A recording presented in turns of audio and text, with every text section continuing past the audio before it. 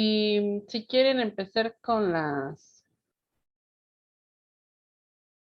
preguntas, ¿quién del equipo, quién aparte de ti, Yuitsi, es? Ah, ya vi. Déjame, creo que la otra vez les dije y no anoté cómo hice los equipos.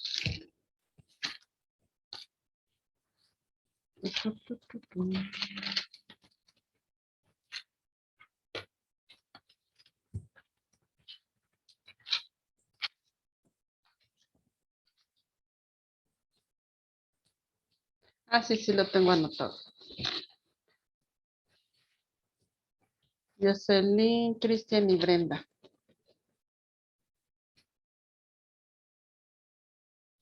Entonces, empezamos contigo, Cristian. Nos das una introducción a la presentación que hicieron de cataratas, porfis. Y nos haces las primeras preguntas también, si quieres, antes de que empecemos, de las que hicieron en su cuestionario. ¿Realizo todas las preguntas o solo No, unas? no, las primeras tres, si quieres, para poner las primeras participaciones. Ok.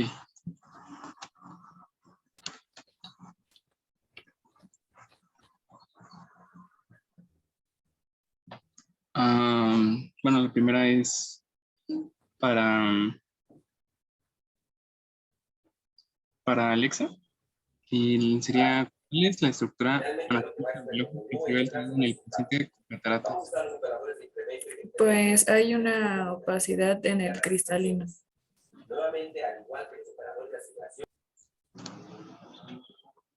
¿A quién le dijiste, Cristian, que no escuché? Alexa. Ah, ok. ¿Sí se escuchó o no? Sí, sí, Alexa, está bien. Ah, ok. Adelante, la siguiente. La siguiente sería para Giselle y es, ¿cuál es la definición de catarata? Pues es una opacidad, como dijo Alexa, en el cristalino. Ya sea, pues sí, del cristalino. Ok. Ajá. Y la siguiente sería para Cintia. Sí, Menciona por lo menos una función del cristalino. esas son preguntas para mi hijo de sexto de primaria, chicos. Pues nos ayuda con para la acomodación del ojo con el medio refractivo. Ujú. Ahí en el Museo del Papalote les enseñan para qué sirve el cristalino, para que se lo sepan. Voy a ir, doctora. Suban la dificultad de sus preguntas, chicos. Ajá. No sé si quieres, empezamos con la presentación, Cristian, y ya de ahí te voy interrumpiendo para que nos vayan diciendo. Una pregunta, ¿todos tienen la presentación? ¿Todos el grupo?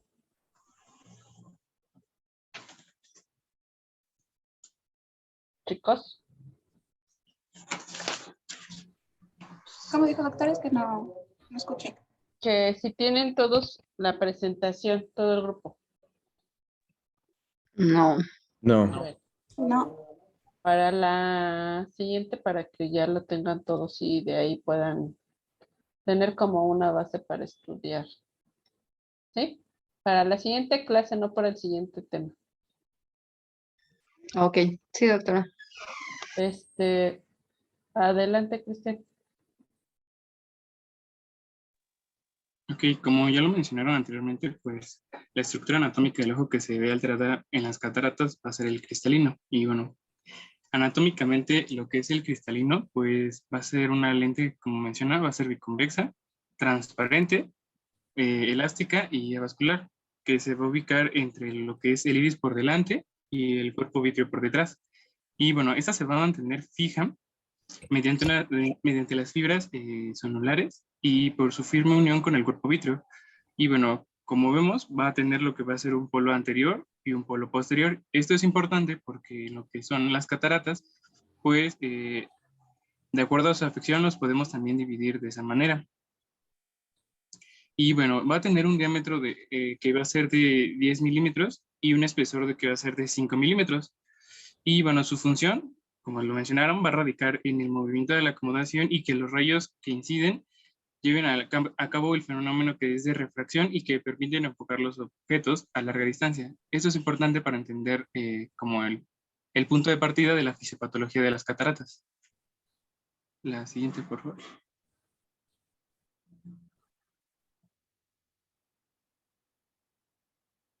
Y bueno, este cristalino va a estar compuesto por lo que es el núcleo, la corteza y la cápsula.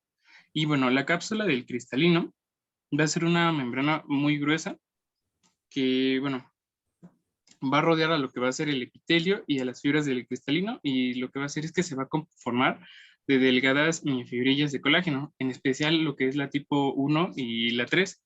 Y bueno, esto se va a encargar de recubrir lo que es la corteza. La siguiente, por favor.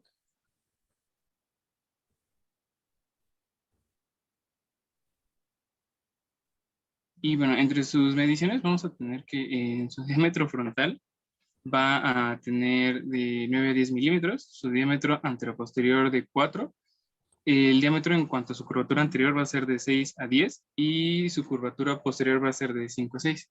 Y más o menos el peso va a ser de 190 a 220 gramos. A ver, ¿qué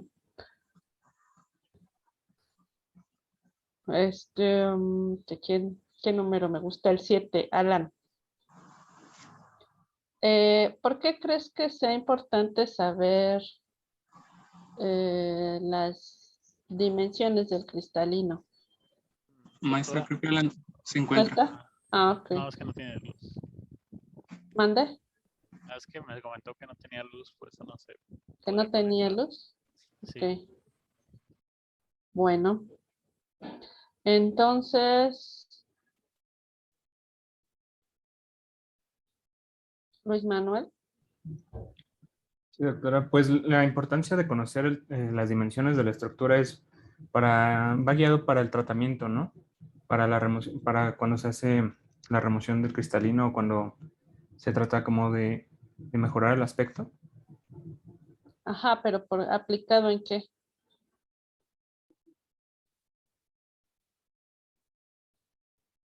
Por ejemplo, ¿qué se te ocurre?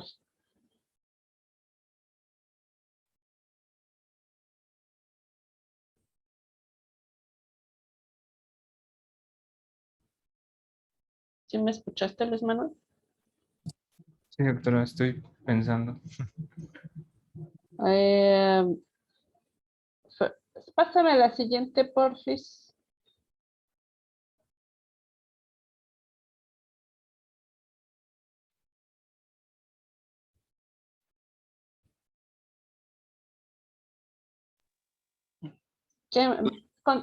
Si quieres, explícame un poco de la fisiología, Cristian, ¿está? Ah, ok. Bueno, en cuanto a la fisiología, aquí, bueno, vamos a ver que el cristalino va a tener diferentes funciones.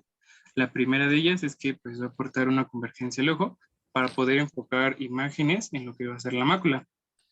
Y bueno, tiene un poder de convergencia que va de los 18 a los 20 dioptrías y también pues va a tener una tendencia a bombarse cuando no está tensionado por que es la zónula que por así decirlo, lo recubre y permite el fenómeno de la acomodación, que es uno de los 3 procedimientos que se deben de llevar a cabo.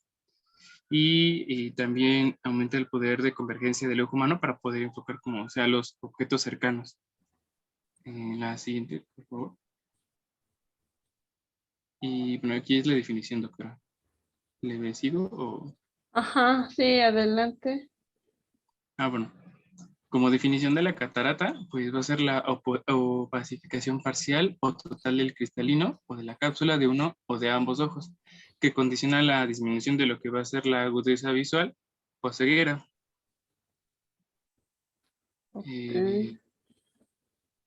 La siguiente.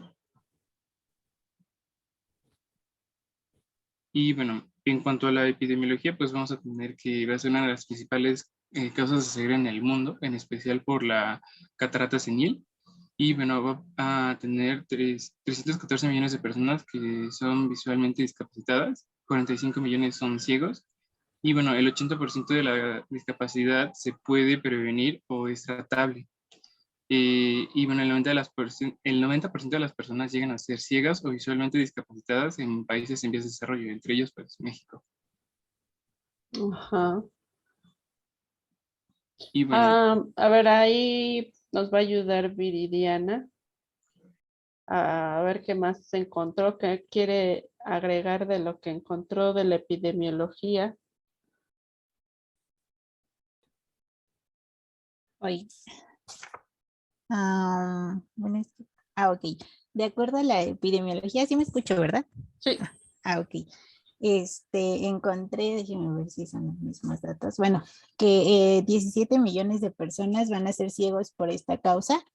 El 12% y el 50% de estas personas son mayores de 65 años y que presentan una catarata, pero la relacionan con una catarata senil, que es uno de los subtipos. ¿Qué más? También dice que, bueno, que puede variar según el lugar de residencia de las personas. Por ejemplo, que en la India podía ocurrir, bueno, la edad. En la India es más frecuente que ocurra a más temprana edad que en personas de Latinoamérica, por ejemplo. Y esto incluso 14 años antes de lo que se presenta aquí. Es más frecuente en mujeres. Y, ¿qué otra cosa? Bueno, de acuerdo a la epidemiología es todo lo que yo tengo de datos extra. Jocelyn.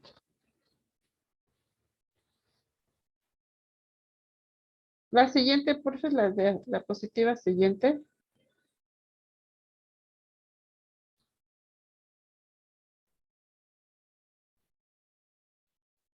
Y esto es lo que nos comentaba una parte Viridiana, ¿no? Entra a mayor edad, mayor porcentaje de personas que empiezan con algún grado de catarata. La siguiente.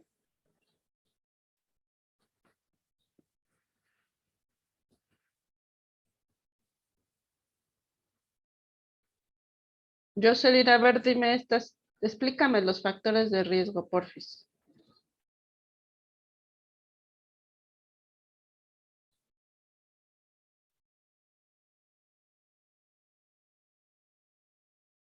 Jocelyn. Así es que como es la que está compartiendo, a lo mejor tiene dificultad para... Ok. Bueno, entonces vamos a cambiarle a... No te preocupes, Jocelyn.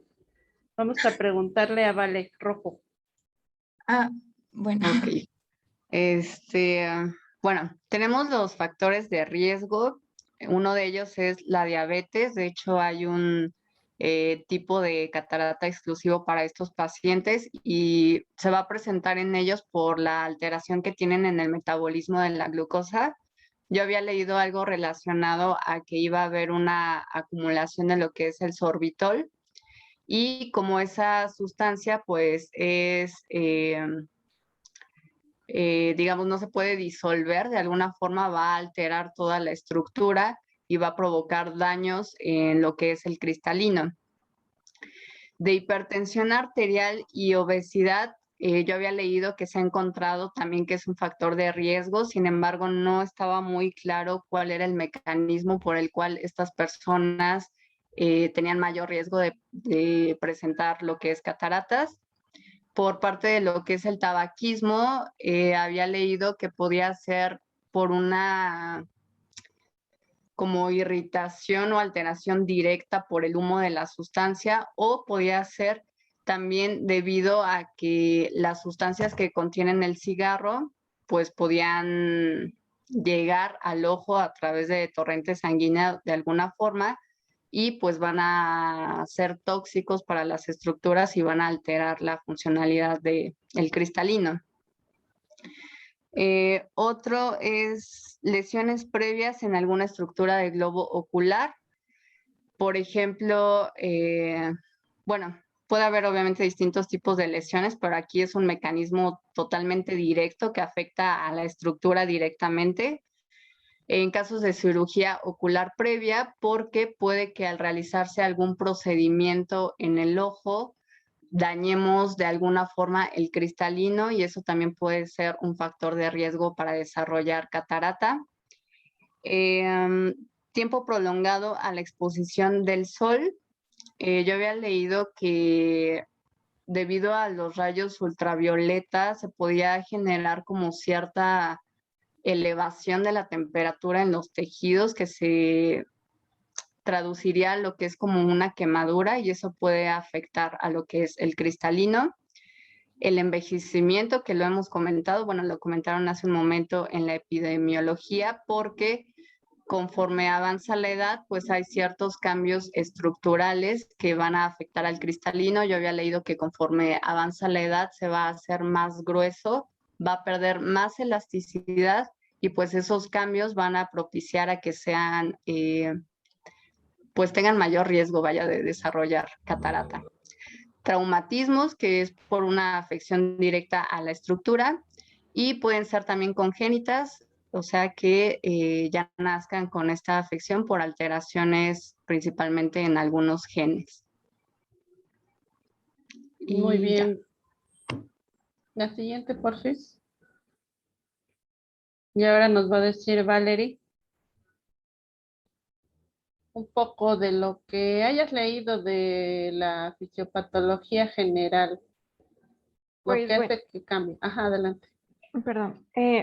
Bueno, aquí sucedía que iba a ser principalmente la pérdida de la transparencia que tenía nuestro cristalino y como esto pues nos daba unas alteraciones físicas y también químicas dentro de nuestro tejido. Iba a ser principalmente por, como lo mencionan ahí nuestros compañeros, a través de proteínas, lípidos y elementos hidrosolubles. Esto comenzaba con un proceso de tipo hidrólisis que iba a ser por la acumulación de algunas sustancias y la otra va a ser aglutinación a través de proteínas, que esto también va a provocar la concentración o el aumento de algunas sales o iones, por ejemplo el hidrógeno, y entonces también podían interactuar los elementos hidrosolubles como pueden ser los electrolitos o bueno el sodio, calcio, potasio, que se van a acumular y van a estar dando el origen a esta catarata. También recuerdo que había, bueno, mencionaban que se modificaba a cierto grado la cantidad de agua dentro del cristalino, por lo cual iba a haber una disminución de potasio. Iban a interactuar prácticamente bombas que van a estar entrando, van a estar metiendo y sacando sodio y potasio. Entonces también puede haber un aumento de calcio. Todo este aumento va también, como son procesos bioquímicos, van a estar aumentando el requerimiento de energía o de oxígeno principalmente en estos casos. Y hay algo muy importante que también se daba, que es la disminución del glutatión por una acumulación de una hexosa reductasa, para así también hacer la disminución del ácido ascórbico. Y la principal forma en la que se completaba todo esto era en la oxidación de todos estos compuestos y era, bueno, este era casi el paso para el desarrollo de la catarata senil. Ajá, muy bien. Y nos pasan la siguiente, porfis. ¿Y qué leíste de cataratas congénitas? ¿Algún síndrome que nos... Bueno, recuerdo de nuestras clases de genética que un síndrome que podía presentar catarata congénita era el síndrome de Down. Pero, bueno, recuerdo eso. ¿Y quién me dice otro más frecuente?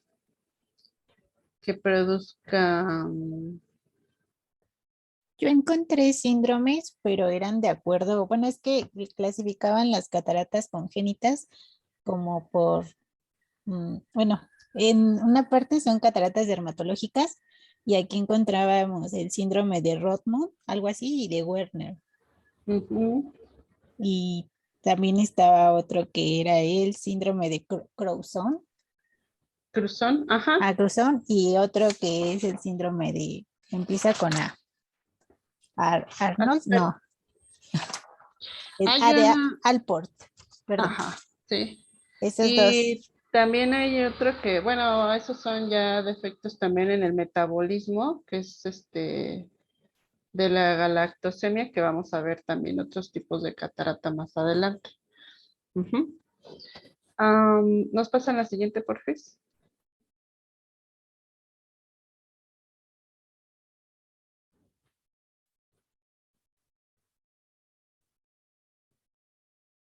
A ver, ¿quién nos explica esto de los chicos del equipo? Bueno, yo puse eso Adelante, Cristian. porque, bueno, yo leí en un documento que, en un artículo donde se mencionaba que las fisiopatologías genéticas se debían a 3 genes como tal. La anterior era por PAC6 y bueno, se le consideraba porque tenía como, bueno, era el gen maestro para el desarrollo del ojo. Y entonces lo que mencionaban en el artículo es que una vez que había mutado el PAC6, pues la función del ojo y en especial del cristalino provocaba que no se desarrollara adecuadamente. Y era una de las etiologías que llevaba a lo que era la catarata congénita anterior. En el caso de la central, el alfa cristalina pues funcionaba como una chaperona y esta chaperona en sí lo que ayudaba era a contribuir a la transparencia, ayudando a que no aumentaran los, se me fue los compuestos, ay, se me fue, los compuestos de estrés oxidativo. Entonces, esa era una protección. Entonces, esta alfa cristalina, bueno, se verá un poquito más adelante, también es una parte que desencadena también lo que es la catarata senil. Y en el caso de la posterior, el PIT-X3, lo que ayudaba era la proliferación de las células cristalinas. Entonces, una vez que estaba mutado este PIC3, lo que provocaba es que en lugar de haber una proliferación, había una reducción de las células del cristalino, al igual que una apoptosis de estas. Realmente eso es a lo que quería dar a entender. Ajá. Y así de esta manera podemos avanzar un poco en la fisiopatología, pues por ejemplo, de la catarata más frecuente que es la senil y entender que aunque es un proceso degenerativo, es decir, que es un proceso que esperamos que se dé y que lo tengamos todos si es que llegamos a más de 65 años, que es la edad más o menos promedio aquí en México, y que empieza a haber cambios. Podremos notar que en que no, o sea, no empieza al igual, o sea, yo cumplo 65 y ya es obligatorio que voy a tener cambios en el cristalino, no, sino que es tan variable como precisamente la genética lo es. Es decir, que incluso hay como predisposición familiar a que las cataratas aparezcan más tempranamente, que en otras familias, ¿no? Aunque es esperado que se presenten ya nada más por la edad, más los factores que ya vamos a ver más adelante, que, bueno, que ya vimos una parte, que se suman a la aparición de cataratas. También se supone, como ya dijeron anteriormente, que la exposición al sol favorece la degeneración. Incluso actualmente venden vitaminas que contienen luteína, y la luteína es una sustancia que se supone que es protectora para esto que explicaba Cristian del estrés oxidativo, que es otra manera de decir el envejecimiento en los organismos, y que se supone que retarda tanto a nivel del cristalino la aparición de cataratas como a nivel de la mácula, a nivel de retina. Si se toma este medicamento, se supone que si se toma esta sustancia con regularidad, protege o disminuye el riesgo de degeneración macular relacionada con la edad, que es otro tipo de degeneración a nivel macular y que además es irreversible a diferencia de las cataratas y que pues afecta precisamente esta zona que ya sabemos que es la de mejor visión. Entonces ahí es donde radica más la importancia. La luteína, por ejemplo, es la sustancia también como dato extra que se obtiene, por ejemplo, de ahora que viene la temporada de Día de Muertos, se obtiene principalmente del cempasúchil. Es el principal origen de la luteína. Y si investigan un poquito más, el mercado de la producción de cempasúchil, que obvio es una planta se supone de origen latinoamericano, está acaparada por estas empresas farmacológicas que producen luteína. Y otra sustancia que para otros uso que se les da a la luteína o estas sustancias que salen porque además son pigmentos, es para dárselos a los pollos, a las aves que comemos, para darles la coloración de la piel. Ya ven que, bueno, ustedes son muy jóvenes, pero generalmente antes, hace muchos años, hace como unos 30 años, casi la pigmentación del pollo que nos muestran así en los puestos y todo eso era mucho menor que la que tienen ahorita y poco a poco se fue incluyendo en el alimento que les dan a los pollos estos pigmentos porque se supone que es más atractivo a la vista una piel de pollo pigmentada de amarillo que una que no tiene color. Entonces ese es como dato extra de lo que es la luteína, protectora se supone de todas estas sustancias, pero no hay todavía artículos multicéntricos que comprueben esto, pero son de las sustancias que se promocionan, ¿no? La siguiente, porfis.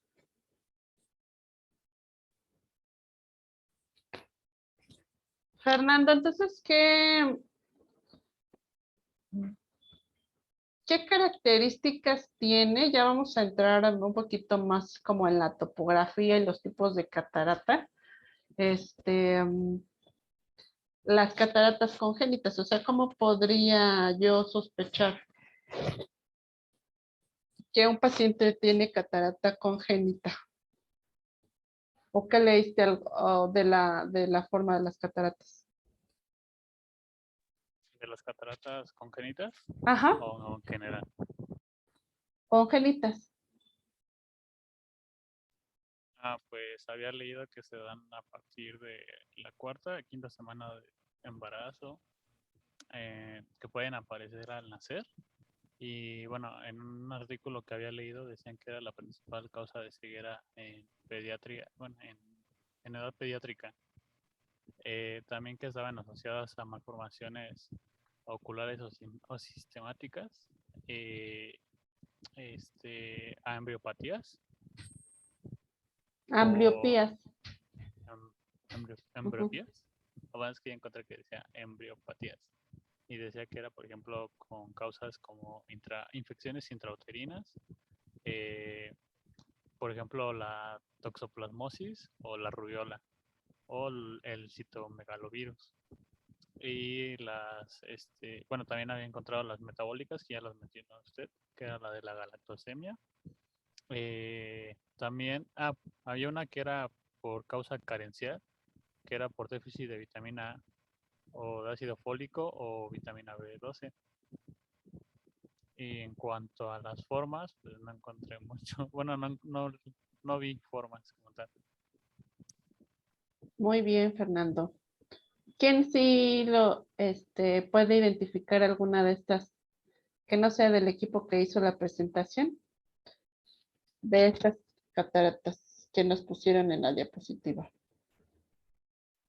Pues yo había visto que esas eran porque se dividían en su morfología, que justamente iba a ser las características, y entre ellas teníamos las anteriores, las centrales y las posteriores.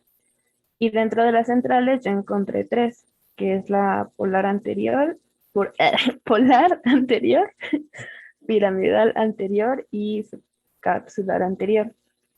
Y la polar anterior, esta la podemos encontrar tanto unilateral o bilateral, y lo mencionaban como un punto de color blanco, y que iba a ser pequeño, de menos de 3 milímetros. Y es como la primera, ¿no? Sí, es como la primera que se ve. Ajá. Se ven las tres imágenes, ¿no? Ajá.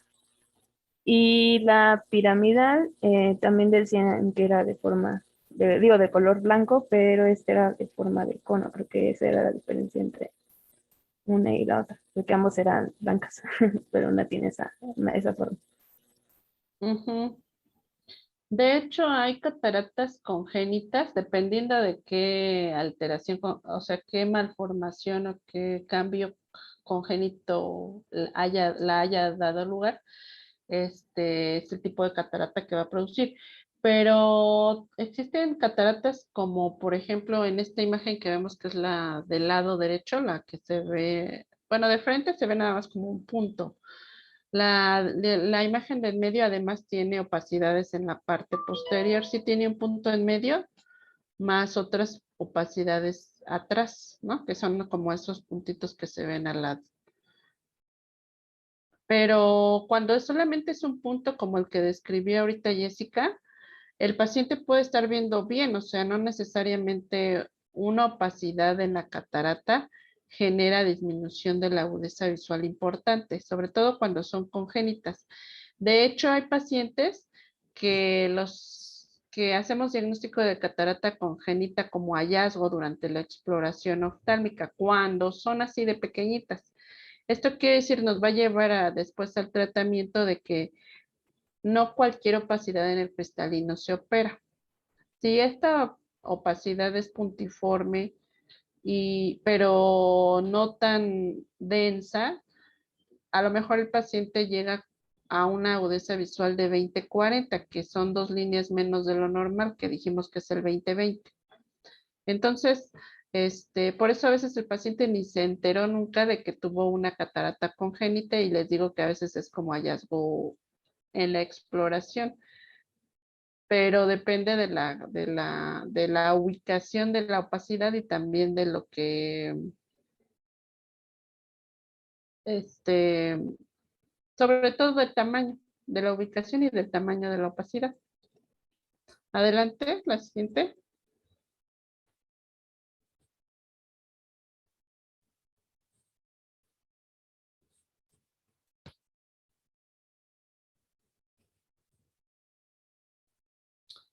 Brenda, ¿nos puedes describir estas cataratas y si no las que hayas encontrado? Las de la imagen. Sí. Bueno, yo encontré, que en la catarata nuclear se va a observar como tal la opacidad en el centro del cristalino. ¿Qué más? Igual la opacidad, aquí mencionaba que se va a ver como característica como pulburulenta, mencionaba, y de tipo granuloso. Y principalmente cuando se encuentran estas en el nacimiento, estas deben de ser operadas principalmente durante las primeras semanas de vida. ¿Qué pasa si no? Pues podría perder como tal ya la vista el recién nacido, ceguera, por así.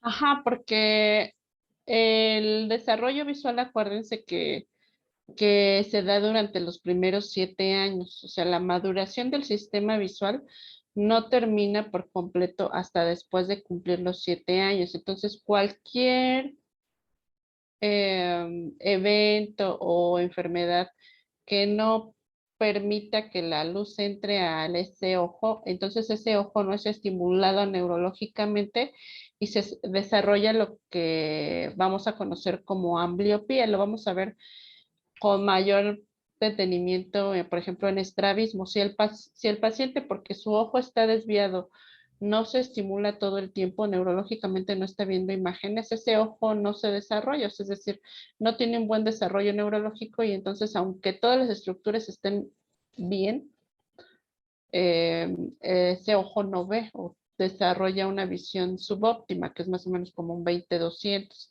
En el caso de las cataratas congénitas importantes o que están así, son muy grandes y que impiden por completo el paso de la luz, pueden generar a ese paciente, a ese niño, ambliopía en ese ojo. Por eso es importante operarlas lo más temprano posible, porque si no se está estimulando ese ojo, después aunque se quite la catarata en una edad adulta, ese ojo ya no va a ver porque no maduró neurológicamente, se puede decir.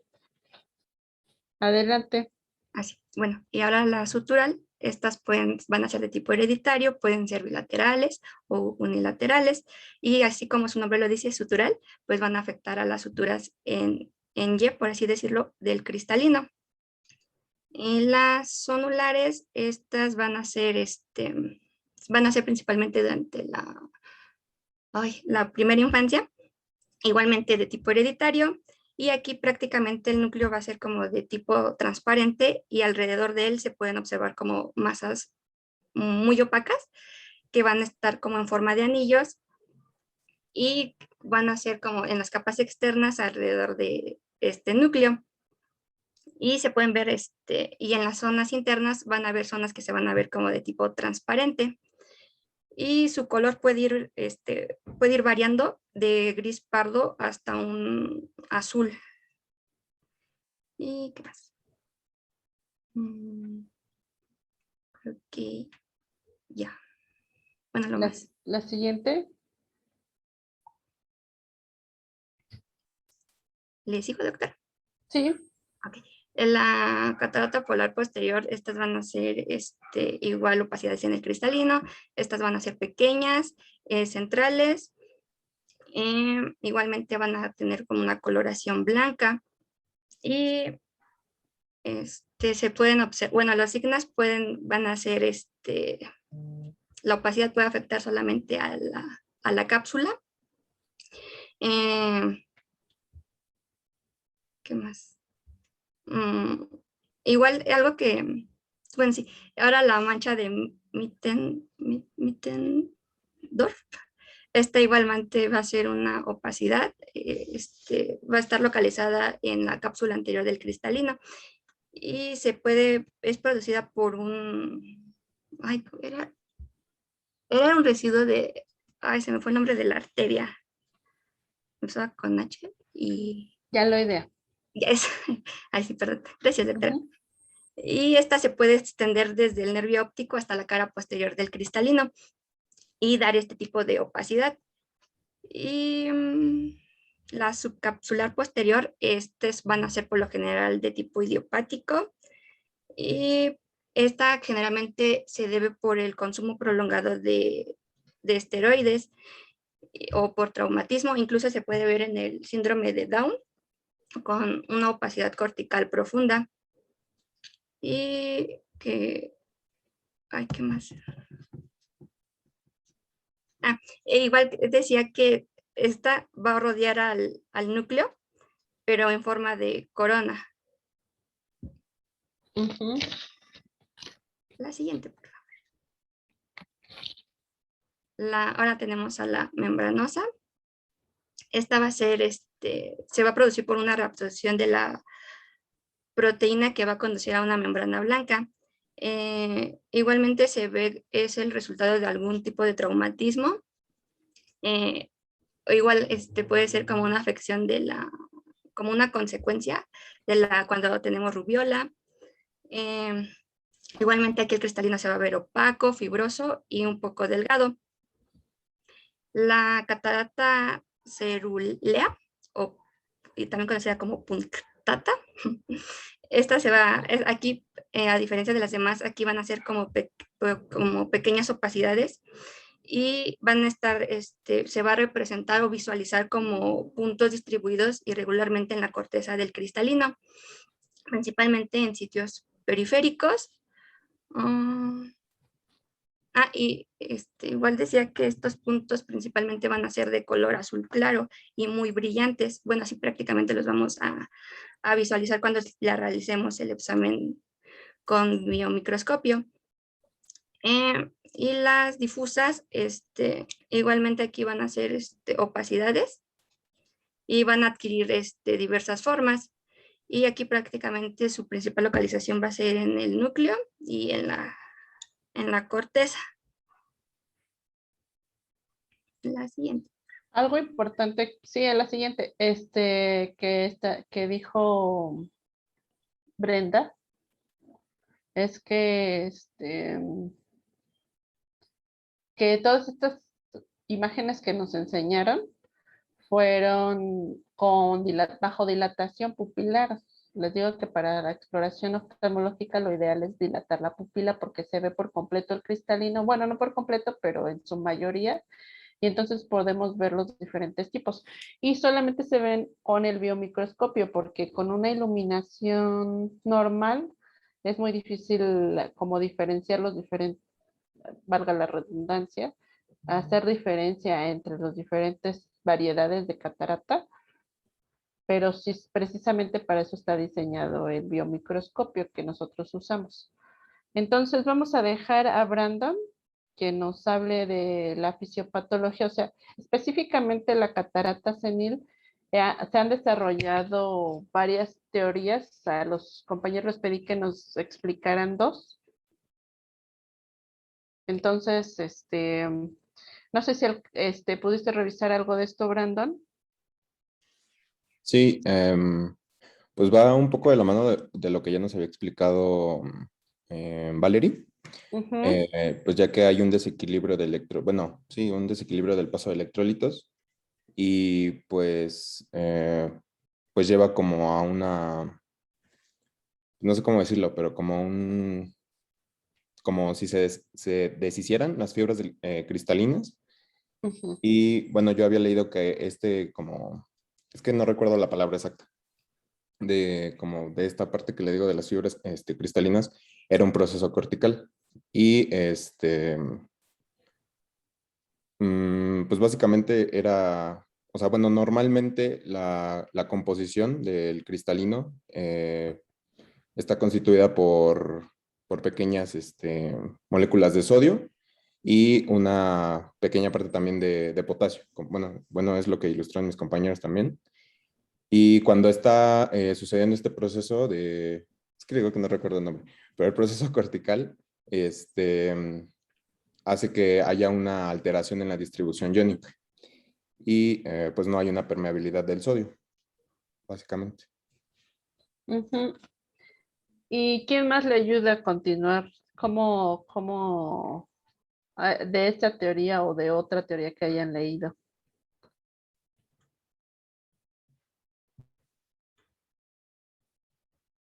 Bueno, yo continuando con lo que estaba diciendo Brandon, entendí que el alto contenido de sodio, calcio y cloro y también de agua es lo que va a causar un aumento en la opacidad del cristalino. Eso entendí. También la disminución del potasio.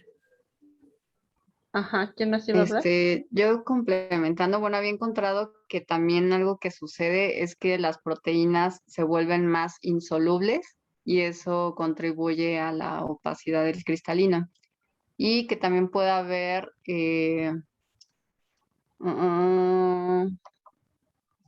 no, nada más. Lo otro ya lo mencioné. ¿Y quién me dice qué es la compactación de estas fibras y cómo es que se van apretando? ¿Nos pasas la siguiente, por favor? ¿Quién nos explica eso? ¿Qué es esto, no? También, bueno, ahorita viene un poco.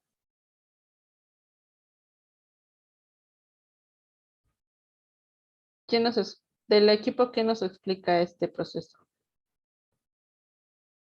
Del equipo de la presentación. ¿Ya me escuchan? Sí, ya, yo, Ya. Es que Jocelyn, adelante. Bueno, que Bueno, aquí como ya se mencionó hace rato, ¿cuál era la función de la proteína alfa cristalina? Pues que esta pues se va a ver comprometida conforme, no sé, la persona avanza de edad, porque pues ya que esta contribuye a disminuir el estrés oxidativo que se da por diferentes factores que ya se mencionaron.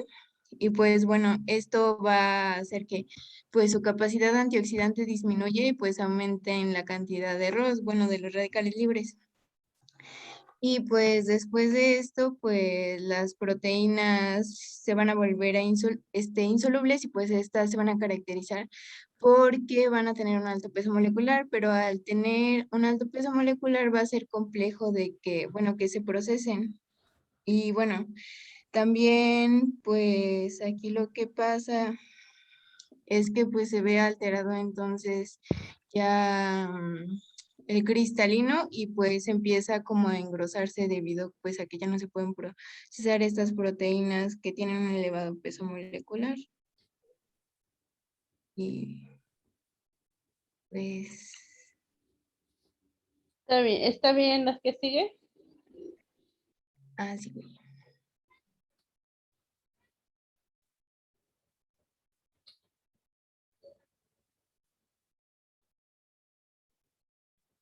Esta es como la clasificación más clásica o antigua que viene en la literatura. Giselle, ¿nos dices cómo avanza? Sí, bueno, se puede clasificar en inmadura, madura e hipermadura. En la inmadura es aquella en la que el cristalino va a tener bueno, sí va a estar opaco, pero de manera parcial. La que está madura, pues ya la opacificación va a ser completa. En la hipermadura,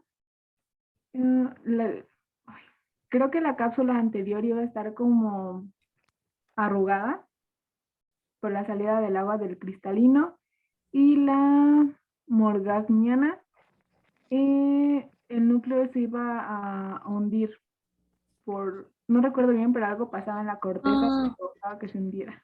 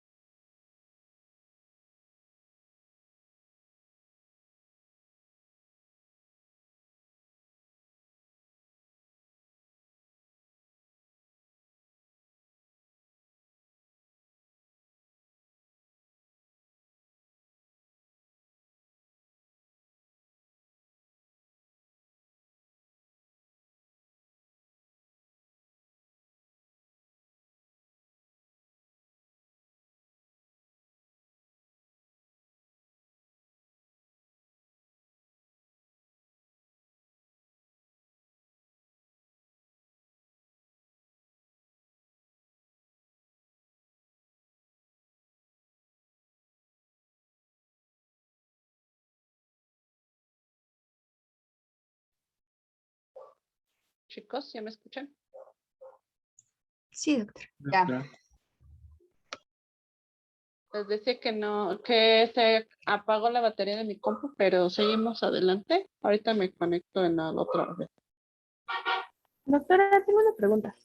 Sí.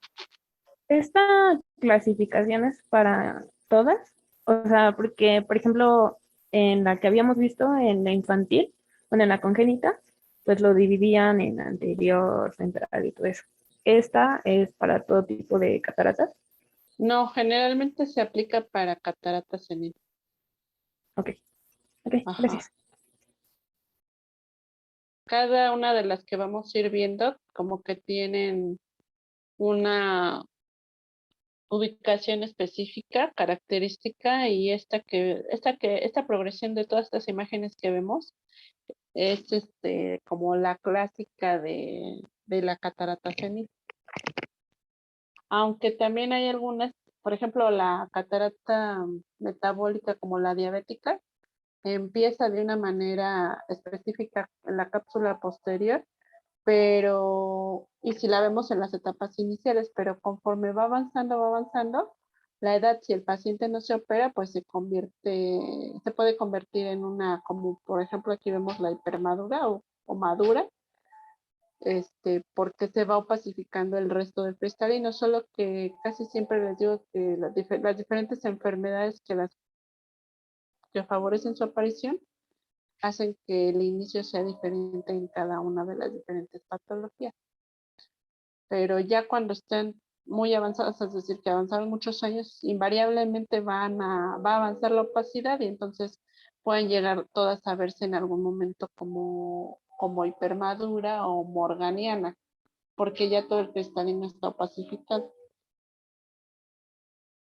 Y entonces, o sea, es lo mismo la hipermadura y la morganiana, porque yo lo encontré como si fuera lo mismo, pero ahí lo manejan como si fueran dos, tres. La diferencia es, la hipermadura es que está totalmente blanca y la morganiana es que ella está hasta la opacidad está en todo el cristalino, pero además se ve pura.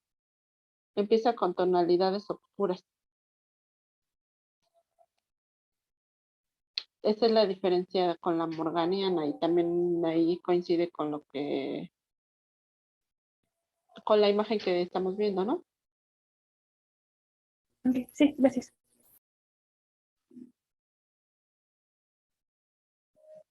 La siguiente, chicos. Ya para que nos termine de dar la clase, ¿quién nos va a dar la clase? Alexa, las que hayas visto y si no las viste, trata de describir las opacidades que ves. Bueno, de la subcapsular, leí que se va a situar por debajo de la cápsula del cristalino y bueno, debido a su localización, los pacientes la van a describir como un deslumbramiento cuando ven algún tipo de luz y también cuando enfocan, bueno, este síntoma de deslumbramiento va a aumentar o a ser más severo cuando enfocan en objetos cercanos o bueno, la visión cercana y con la luz solar intensa. Y de la otra, de la nuclear,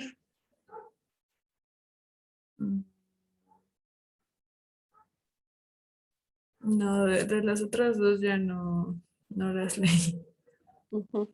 Pues nada más es que es la ubicación, ¿no? Es la ubicación dentro del cristalino que empiezan precisamente por el núcleo. Y por ejemplo, algunas como esta que vemos de la catarata en árbol de Navidad son acumulación incluso de algunos minerales que al momento de explorarlos con la luz de la lámpara de hendidura, reflejan la luz y se ven así, dan este efecto. ¿En qué de qué enfermedades característica está, chicos, de los que preparan la presentación?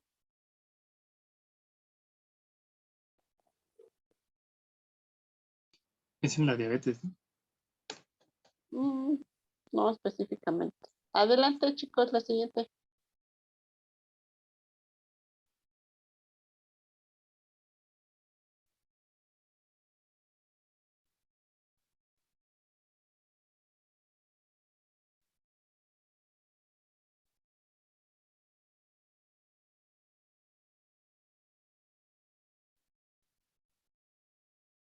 A ver, esta Alexa, de lo que alcances a ver. Ya también nos los habían explicado de manera muy breve, pero nada más es el esquema. Alexa. Sí, ya no, esto estaba leyendo. Bueno, aquí la enzima aldosa reductasa va a mediar la reacción de la glucosa al sorbitol y bueno, este va a ser el proceso por el cual se va a generar la catarata diabética.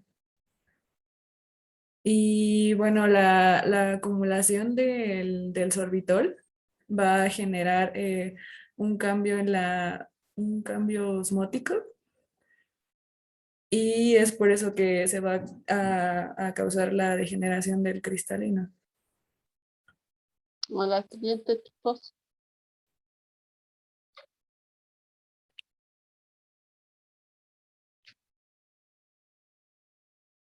Esta es la que les decía de la galactosemia, ¿no? Que son otras alteraciones sistémicas que hacen acúmulo en el cristalino y por eso se hacen estas opacidades. La siguiente.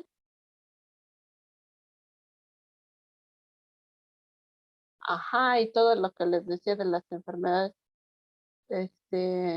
sistémicas, como por ejemplo aquí la neurofibromatosis también tiene una alteración que produce este tipo de cataratas. Adelante.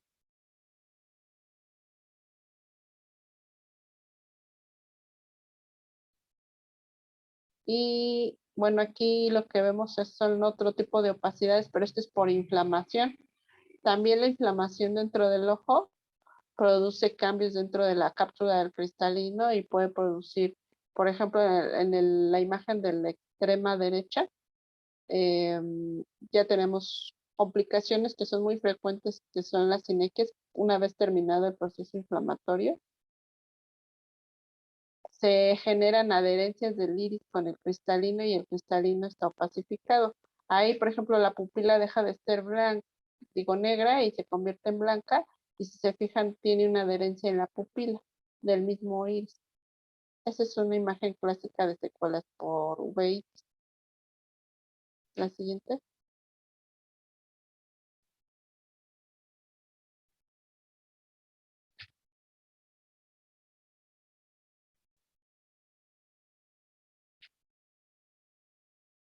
Y bueno, también hay otras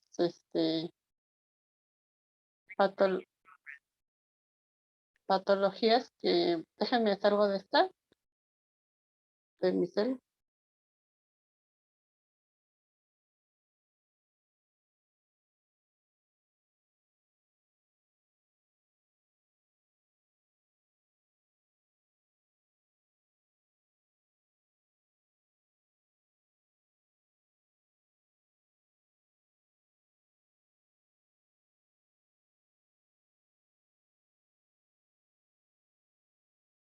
La siguiente, chicos.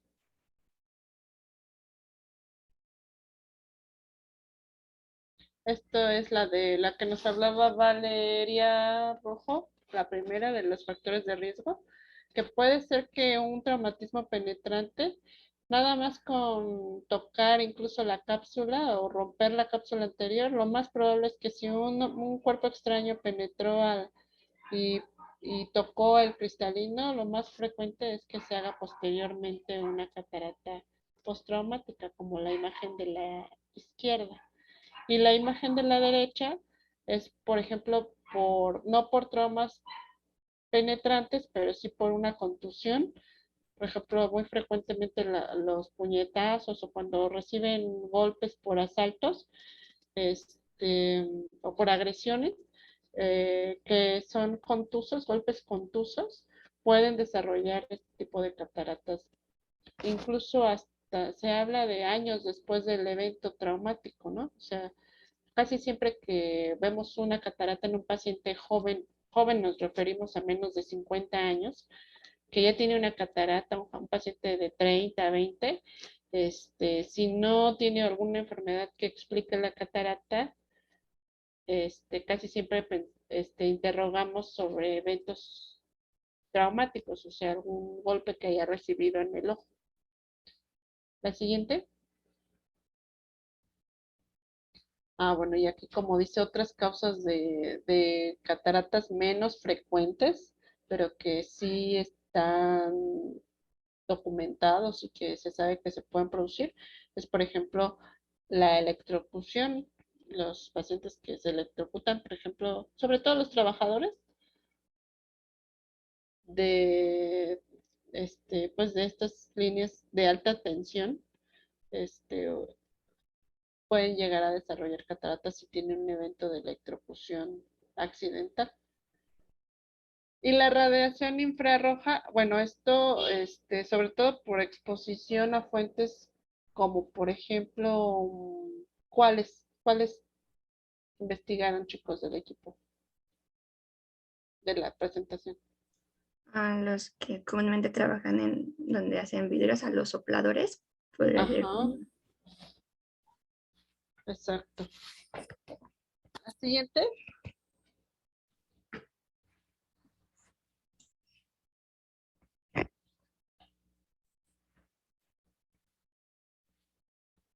¿Y radiaciones ionizantes como en cuál?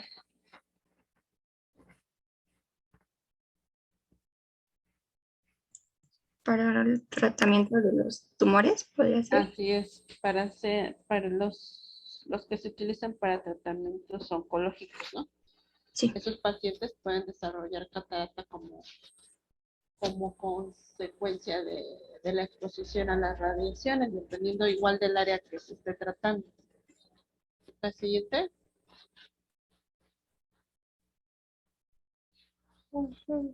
Los signos y síntomas. Bueno, entonces ahora vamos con Cintia, que tiene poquitas participaciones de hoy. Ahora sí, expláyate, Cintia. Bueno, yo había leído que principalmente estos pacientes van a referir lo que son sombras. No son, había leído que en cualquier posición, no solamente cuando esté viendo algo en movimiento, sino que también esté en reposo. También había leído que pues pueden referir lo que son la diplopía, que es ver objetos como multiplicados. Dobles. Dobles, y la poliopía es multiplicados, ¿no? Más de uno, más de dos. En cuanto a su agudeza visual, bueno, pues por estas sombras que presentan, pues tienden a reducir lo que es su agudeza visual y dependiendo de dónde se presente esta opacidad, ¿no? Yo creo que había leído eso también. Y bueno, había leído algo sobre que la miopía, sobre todo la miopía patológica, que es la que más como que se ve referido a lo que es también una causa de estas cataratas. Y bueno, si el paciente puede presentar miopía ya debido a que no puede ver de lejos.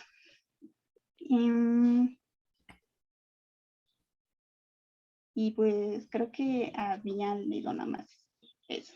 Sobre todo lo que era la de la miopía patológica, ya que es más progresiva la enfermedad, pues tiende a haber más complicación. Igual también depende de que, como les digo, qué tan grande o en qué ubicación esté la opacidad. Puede haber opacidades en la periferia importantes del cristalino y el paciente sigue viendo 20/30, 20/20, porque pues mientras el área de la pupila no se ve afectada, generalmente ven bien, sobre todo condiciones de luz. Por ejemplo, las cataratas que empiezan en la periferia, cuando tienen dificultad los pacientes es cuando se encuentran en condiciones de poca iluminación, porque lo que sucede es que se abre la pupila y entonces las zonas opacificadas del cristalino son más evidentes, bueno, se hacen evidentes porque se abre la pupila y entonces si les estorba. Entonces, el tipo de catarata que está en la periferia, les va a decir el paciente, es que en la noche yo ya no puedo ver. Y también otra cuestión, otra característica de que se trata de una catarata es que la agudeza visual siempre va a disminuir poco a poco. Eso es importante que lo tomen en cuenta porque para diferenciarlo de otras enfermedades que pueden disminuir la agudeza visual, pues casi siempre vamos a preguntar ¿y cuándo inició y cómo ha sido la progresión de la disminución de la agudeza visual? Si es lenta, pues entonces podríamos pensar que es una catarata, pero si dices que yo lo noté de un día para otro, dejé de ver, pues obvio, muy probablemente no se trata de una catarata, ¿no? La siguiente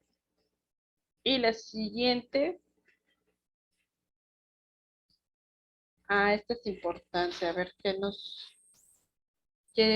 encontraste de aquí.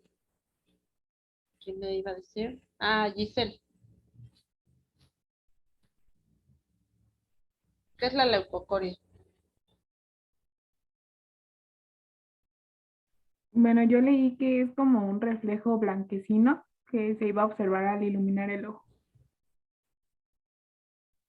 Esto es lo que estamos viendo en la imagen de la extrema izquierda, porque si te fijas una pupila normalmente en un bebé, casi siempre les decía que los niños, que las personas entre menor edad tengan, las pupilas son más grandes, estos son bebés, tienen las pupilas más grandes, y entonces la pupila del ojo derecho se ve negra, porque dentro del ojo no hay luz. Y en el ojo izquierdo no puede penetrar la luz porque la opacidad está impidiendo el paso. Es el cristalino que debiera ser transparente y por eso no se debe ver, pero aquí sí lo vemos porque tiene la catarata. Y el nistagmus que dice,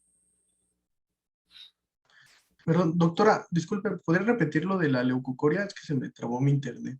la leucocoria es cuando la pupila está blanca. Puede ser por catarata o puede ser por alguna otra causa. Ok, muchas gracias.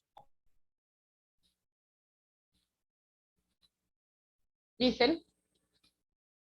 Sí, el nistagmus pues va a ser el movimiento involuntario del ojo y había leído que esto iba a aparecer cuando la catarata era, creo que, bueno, sí, era bilateral.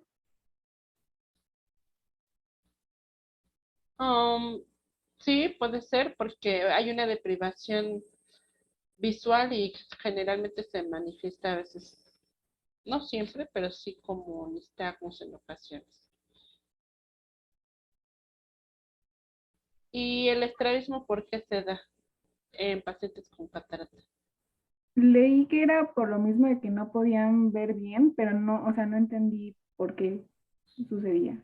Ajá, en los niños casi siempre, si por ejemplo tienen alguna, ah, por ejemplo, un defecto refractivo previo, como hipermetropía, si además le agregas que tiene una catarata, generalmente lo que tiene a hacer un ojo que no ve es que se desvía. El ojo mientras tenga un estímulo visual, pues se mantiene fijo en los diferentes objetos que queremos ver. Pero el ojo que tiene deprivación visual generalmente tiende a desviarse, incluso en los adultos. Este no es su único signo de los pediátricos. Por ejemplo, los pacientes que tardan mucho en operarse de catarata, como no tiene estímulo visual, ese ojo también en ocasiones tiende a desviarse. No siempre, pero sí en algunos pacientes. La siguiente, chicos.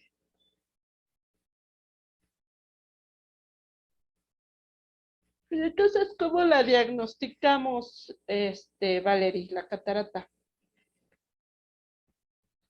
Bueno, va a ser principalmente por el examen como tipo básico, que es el de la agudeza visual.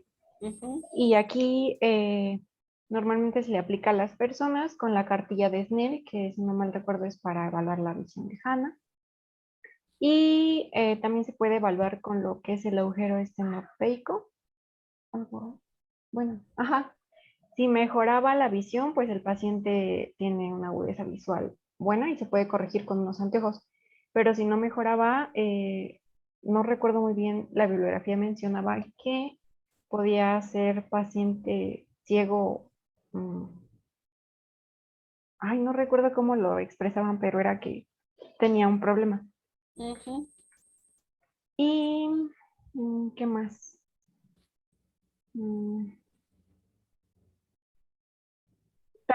También se puede evaluar, la otra forma es con el oftalmoscopio, al revisar el fondo de ojo. Y aquí hay que hacer que la luz se refleje en el fondo y también si esta luz se logra reflejar, la iluminación debe ser coaxial y debemos de ver un reflejo en lo que es el punto, bueno, el reflejo rojo lo podemos observar también. Y cuando no lo observamos, más bien la falta del reflejo rojo va a ser la alteración de la homogeneidad del fondo de ojo. Es Y decir que, ajá. Perdón, y esto nos hacía sospechar o debíamos de sospechar de la presencia de una catarata. Así es. Entonces, bueno, ya vimos principalmente cómo se diagnostica. ¿Qué encontraste de tratamiento, Alan? Háblanos todas las formas de tratamiento.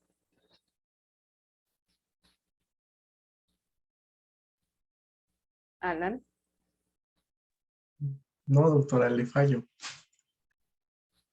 ¿Quién nos habla de tratamiento? Bueno, yo puedo continuar. Sí. Bueno, el único tratamiento que decían que era prácticamente, no sé si utilizar la palabra curativo sea correcto, pero era exclusivamente el quirúrgico. La técnica más utilizada era la facomulsificación, que eran unas pequeñas incisiones que se hacían en lo que es el cristalino y no se iba a permitir la apertura de la cápsula. Y también se utilizaban lo que eran líos, que son lentes intraoculares. Así es. ¿Y cuál es la complicación? ¿Leíste algo de complicaciones de las cirugías? Eso es cuando sale todo bien, pero también hay que pensar que toda cirugía puede tener complicaciones. ¿Leíste algo de las complicaciones? Sí, bueno, relacionado con el otro tema que era glaucoma, podía provocar un glaucoma secundario, ya que pues el cristalino va a captar cierta cantidad de agua y puede aumentar su volumen, lo que puede provocar también un aplanamiento de nuestra cámara anterior. Otra, que era la principal, es la iridociclitis. Bueno, Iridociclitis o algo así. Ajá, pero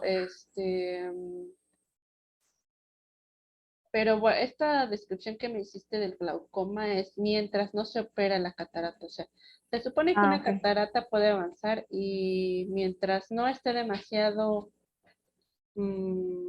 voluminosa, se puede decir, porque ya vimos que el cristalino conforme va aumentando la edad, también aumenta de tamaño. Puede no tener ninguna complicación la catarata que no se opera más que el paciente no vea.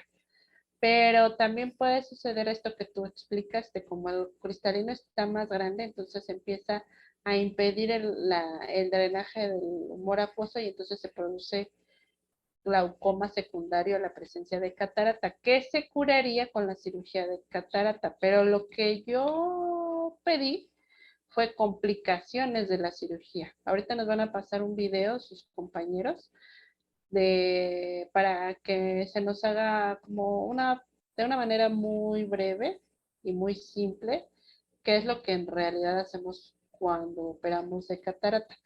Pero esto va a ser, o sea, este es el paciente ideal y cuando no hay ninguna complicación. Pero, ¿quién me dice, quién quiere participar de que haya leído cuáles son las complicaciones que puede haber durante una cirugía de catarata o después de la cirugía de catarata?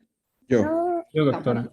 A ver, levanten la mano. Brandon, que tiene pocas también, a ver.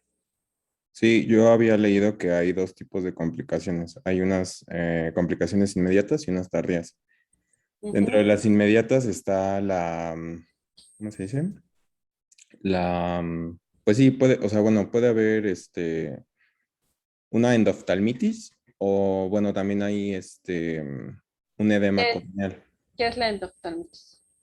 Pues es una infección bacteriana dentro del ojo y esta puede ser, pues bueno, es una de las principales complicaciones y pues afecta a una reducción de la visión y pues también deterioro. Y pueden perder el ojo. O sea, si como toda cirugía se puede infectar, y entonces imagínense que metemos bacterias directamente al interior del ojo, y como es una cavidad cerrada, pues esta proliferación es muy rápida. Por eso es importante detectarlas a tiempo, y casi siempre la revisión de la cirugía debe ser al siguiente día, y estar así como al pendiente de que el paciente no tenga dolor ni ojo rojo, porque eso nos puede estar hablando de esto, de una endoftalmitis, de las complicaciones más graves, porque una vez que está detectada hay que poner incluso inyecciones de medicamentos concentrados dentro del ojo, inyecciones intravítreas, es decir, depósitos en el vítreo, porque si no se hace y no se actúa a tiempo, el ojo o sea, se afecta, se invade la infección a todo el ojo y queda en un ojo ciego. Entonces, sí es una de las complicaciones más graves, pero muy poco frecuentes, afortunadamente, porque pues ya tenemos protocolos bien estandarizados de esterilización, ¿no? De asepsia y antisepsia para evitar estas complicaciones, que de todos modos pueden suceder, pero son muy poco frecuentes. ¿Y la otra que dijiste? Bueno, dentro de las inmediatas había dicho que había edema y son de dos tipos. Bueno, estas siguen siendo inmediatas. El edema corneal y el edema macular cistoide, que es un engrosamiento de la retina y, bueno, pues el edema que afecta por completo a la mácula. Y también de las tardías, pues un desprendimiento de la retina y igual una degeneración macular puede ser una complicación tardía. El desprendimiento de retina es también muy poco frecuente y puede ser cuando es tardío por inflamación, porque la cirugía fue muy difícil, porque hubo demasiado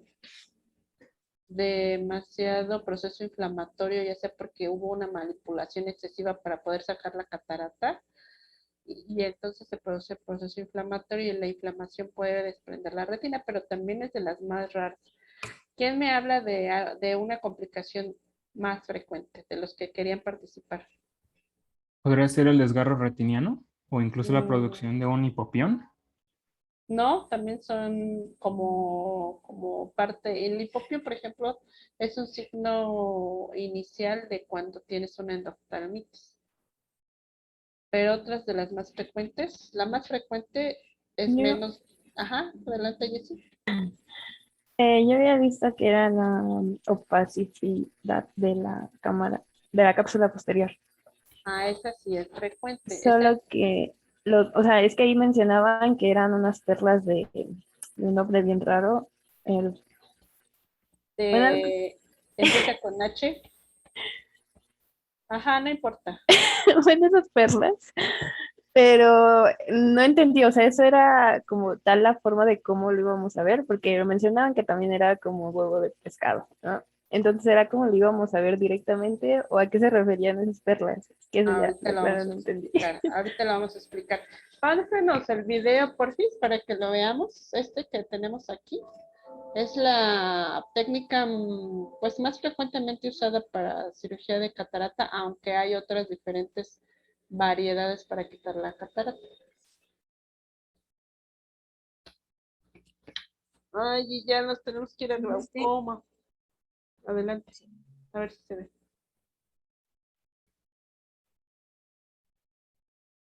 Está pausado, sigue pausado.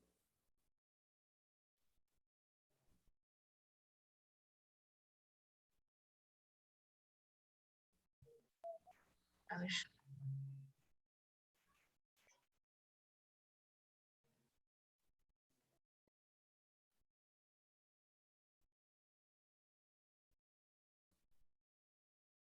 Estás intentando, ¿verdad, Jocelyn? Sí, doctor, es que hay fallas técnicas. Doctora, ¿por mientras puedo hacerle una pregunta? Sí, ya que. En el caso de cataratas seniles, ¿es común verlas bilaterales? ¿O Sí, es pero casi siempre son unilateral? asimétricas. Ah, ok. Es decir, casi siempre es mucho más densa. Aparece primero una y la otra apenas como incipiente. Casi siempre son así. También se presentan como en grado similar en ambos ojos, pero eso es mucho menos frecuente. Casi siempre es asimétrica. Doctora, una pregunta. Cuando lo puse, ¿escucharon el video? No, no. ¿No? Ah, es que yo no los escuchaba a ustedes, solo los veía que movían la boca. Pero ya lo vuelvo a compartir. Cuando compartes la pantalla, dale en compartir sonido. Abajito te da la opción. Pero, ajá. Abajo. Mira, deja de compartirlo y al darle compartir pantalla y seleccionar como la pestaña, hasta abajo te dice compartir con Ah, audio. ya. Ok. Gracias. Sí, de nada.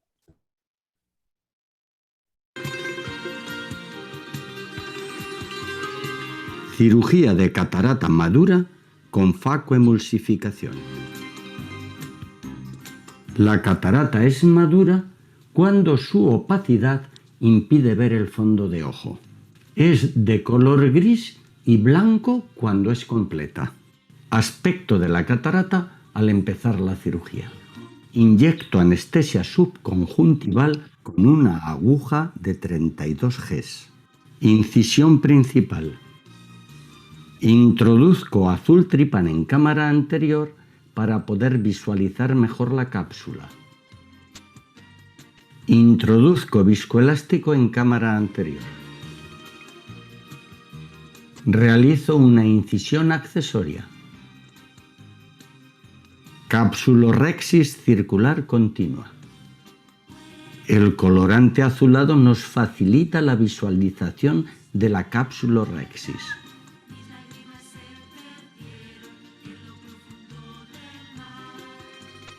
Ha quedado perfectamente centrada en pupila.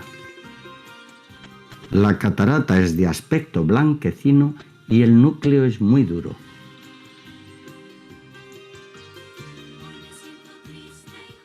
Disuelvo el núcleo con ultrasonidos mientras aspiro sus restos. Una vez eliminado, se aprecia un bonito reflejo rojizo del fondo de ojo. Elimino los restos de masas con la cánula de irrigación-aspiración. Me ayudo con una pieza auxiliar para eliminar las masas que hay detrás del iris. Una vez eliminadas las masas, introduzco viscoelástico en cámara anterior y en el saco endocapsular. Introduzco la lente intraocular en cámara anterior y la coloco en saco con una pieza auxiliar. Aspiro los restos de viscoelástico con la cánula de irrigación-aspiración. Lavo delante y detrás de la lente intraocular con una cánula. Aspiro los restos de viscoelástico que pasaron a cámara anterior. Hidrato las incisiones de entrada e introduzco cefuroxima, un antibiótico, en cámara anterior. El paciente que solo veía la luz antes de la cirugía consiguió una excelente visión desde los primeros días del postoperatorio.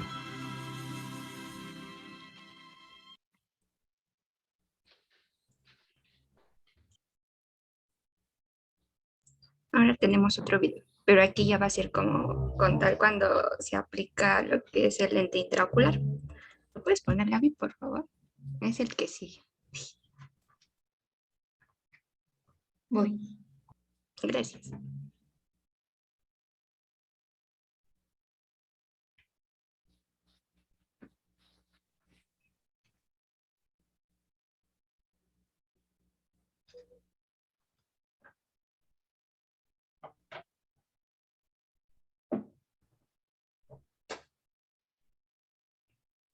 Ese creo que sí se reproducía si le dabas clic. Ahí.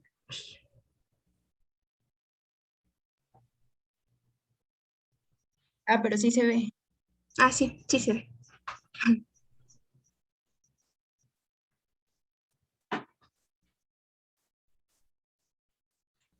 Si usted tiene visión borrosa u otras complicaciones debido a una catarata en el lente del ojo cristalino, el médico puede recomendarle una cirugía para remover dicha catarata. El cristalino es un disco transparente que recibe la luz a través de la pupila y la enfoca sobre la retina, para ayudarle a producir una imagen clara. El cristalino está compuesto principalmente de agua y proteínas. A medida que envejecemos, estas proteínas pueden comenzar a aglutinarse y opacan el cristalino. A esta opacidad se le llama catarata. Una catarata puede bloquear el ingreso de la luz a los ojos y provocar visión borrosa. Antes de la cirugía, se le aplicarán unas gotas para dilatar las pupilas y se lavará el área alrededor del ojo. En la mayoría de los casos, se le inyectará un anestésico local alrededor .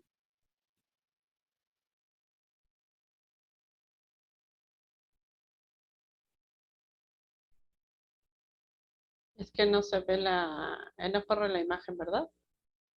No, está como pausado, ¿no? Ajá.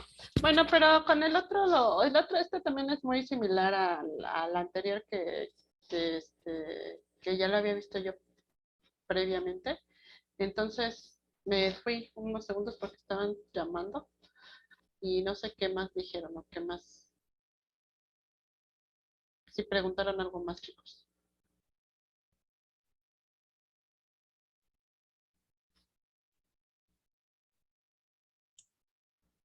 ¿No? No, doctora, ya no. Bueno, lo que nos preguntaba Jessica era era lo que nos decía de la opacidad de la cápsula. Si se fijaron, primero para poder poner el lente intraocular hay que sacar todo el cristalino, pero si recuerdan, el cristalino tiene una cápsula. Entonces, lo que el médico en el primer video hizo fue romper la cápsula, la parte de adelante, la parte anterior, la cara anterior de la cápsula, y luego succionar el contenido del cristalino. Es decir, el cristalino está como dentro de una bolsa que se llama bolsa capsular y que solamente se quita la parte anterior para poder acceder a todo el cristalino, absorberlo con este utensilio que se llama, esta herramienta que se llama facoemulsificador, que lo que usa es un tipo de ultrasonido, es decir, un poco de golpes, se puede decir, por medio del ultrasonido con el que se fragmenta el cristalino de manera medida y que se puede modificar el tipo de golpeteo, por así decirlo, se fragmenta y al mismo tiempo se aspira el cristalino. Y entonces lo que queda es la cápsula posterior, es decir, la parte como el resto de la bolsa, y es donde se deposita el lente, que en este caso era un lente plegado, se llaman plegables, pero lo introducen plegados y como tienen memoria, una vez que está dentro del ojo, se expande y se coloca dentro de esta bolsa. Y se supone que la cápsula debería quedar transparente, al igual que el lente ya para siempre. Una de las complicaciones más frecuentes, que era la que les preguntaba, es que después de algunos meses de que ya se hizo la cirugía, ya no hubo proceso inflamatorio y ya está todo bien, resulta que a veces porque quedan alguna de estas células del cristalino, remanentes del cristalino, empiezan como a reproducirse, por así decirlo. Y entonces empiezan a crecer estas células en la cápsula y como son diferentes a las que normalmente se encuentran, y son muy pocas, se observan como pequeños puntos blancos, o lo que decía Jessica, que son perlas. como que crecen en forma de pequeñitos anillos dentro de la cápsula posterior, y por eso se dice que se ven como perlas, porque se ven como anillos blancos en la cápsula posterior, y entonces como empiezan a crecer, generalmente empiezan a nivel de la pupila, pues otra vez empiezan a perder visión los pacientes, es decir, se empieza a opacificar, ya no el cristalino porque ya no tienen cristalino, pero la cápsula en la que se depositó el lente artificial sí se opacifica. El lente ya están, los que actualmente se ponen ya están diseñados para no volverse a opacificar. Antes existían, no se probaron algunos materiales iniciales como el silicón, y eso se notó que después de algunos años el lente sí se opacificaba. Actualmente el material con el que se hacen los lentes intraoculares es de polimetilmetacrilato, que es un tipo de plástico especialmente diseñado y probado que ya no se va a opacificar, pero la cápsula sí, y entonces esta complicación se puede resolver rompiendo esas opacidades con láser. Es otro tipo de láser que se utiliza, diferente a la fotocoagulación. Y esto se puede remediar. Otra de las complicaciones más frecuentes es que la bolsa en la que se deposita el lente se rompa en algún momento durante la cirugía porque tiene un grosor de 4 micras. Es decir, la cirugía de catarata, aquí se ve muy fácil, pero recuerden que la estamos viendo a través de microscopios. Microcirugía, instrumentos de mucha precisión, muy finos, y estamos manejando estructuras, les digo, la cápsula posterior tiene un grosor de 4 micras, entonces cualquier movimiento abrupto durante la cirugía realizada por el cirujano rompe esa cápsula y entonces ya no tenemos dónde poner el lente intraocular, porque si lo dejamos así, lo metemos, pues hacia dónde se va a ir. Si el paciente está acostado y por gravedad se va hacia el fondo, ¿hacia dónde va a llegar? Brandon. Al cuerpo vítreo.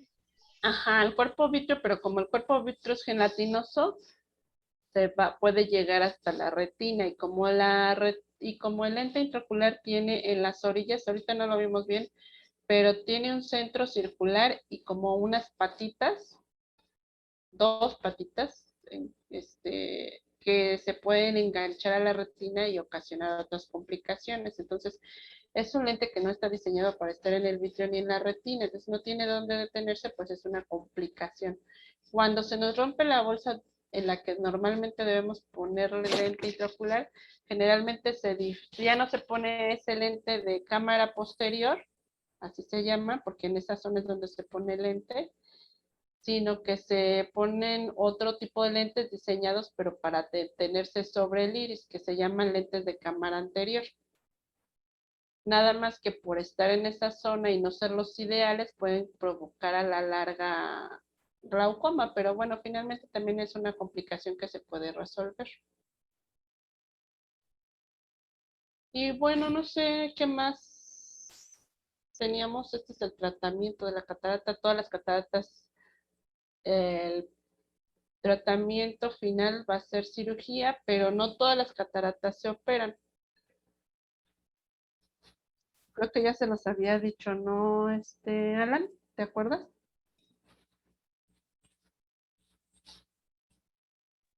¿Cómo dijo, doctora? Que no todas las cataratas se operan. ¿Sí les había dicho eso en las clases anteriores?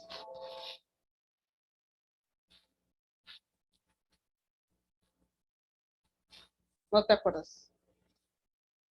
No. ¿En qué momento se opera una catarata, Jocelyn? ¿Cuándo está indicada la cirugía de catarata? Cuando ya está ocluido incluso hasta la parte central. No, porque hay cataratas muy leves que afectan el eje visual, o sea que no están tan densas, pero que están exactamente enfrente de la pupila. ¿Quién me dice si leyó para complementar esto? ¿Cuándo se opera una catarata? Y lo dijo el del... Ah, no es cierto, sí lo dijo, pero no estaba bien. Ajá, el del video. ¿Quién me dice? Yo había leído. ¿Quién? ¿Quién dijo primero? Yo, Brandon. A ver, Brandon. Pues yo había leído que está indicada cuando los síntomas de, pues sí, de la catarata interfieren con la capacidad para, pues, satisfacer las necesidades de la vida diaria del paciente. Y sin embargo no había, o bueno, no existen más bien criterios basados en el nivel de la agudeza visual. Exacto, es que para cada paciente va a ser diferente. Por ejemplo, una persona que sus actividades son cotidianamente las mismas, por ejemplo, en interiores, no sé, pues no podría decir una ama de casa porque una ama de casa hace muchísimas cosas, ¿no? Pero alguien pues que no requiere, por ejemplo, de leer textos, que su actividad diaria o con lo que subsiste es con trabajo manual, por ejemplo, quiero pensar a lo mejor un campesino que no acostumbra a leer y pues las actividades que normalmente va a realizar no le exigen demasiada agudeza visual, entonces a lo mejor puede llegar a tener un 20-100 o 20-200 y todavía poder seguir haciendo sus actividades normales. Entonces, aunque tenga catarata desde hace 5 años, que le produce una agudeza visual de 20-60, 20-80, pues no necesita todavía la cirugía. Pero un paciente que es arquitecto o cirujano microvascular, por ejemplo, pues en cuanto aparezca su catarata y tenga una agudeza visual de 20-30, a él ya le va a costar trabajo hacer sus actividades normales. Entonces ese es el momento de operarse de catarata para él. Yo generalmente les digo a los pacientes cuando sus actividades cotidianas ya no las puede hacer porque le estorba lo borroso que está viendo, ese es el momento de operar. Porque generalmente lo que algunas empresas, pues que generalmente son comerciales, que son las que se anuncian en la televisión, estos centros oftalmológicos muy promocionados, lo que buscan pues es el beneficio económico, ¿no? Y entonces cualquier catarata, o sea, cualquier opacidad en el cristalino, aunque ni esté en el eje visual o no sea muy densa, pues sí, ya se puede llamar una catarata. Quieren operarla por el beneficio de obtener pues dinero a cambio de la cirugía.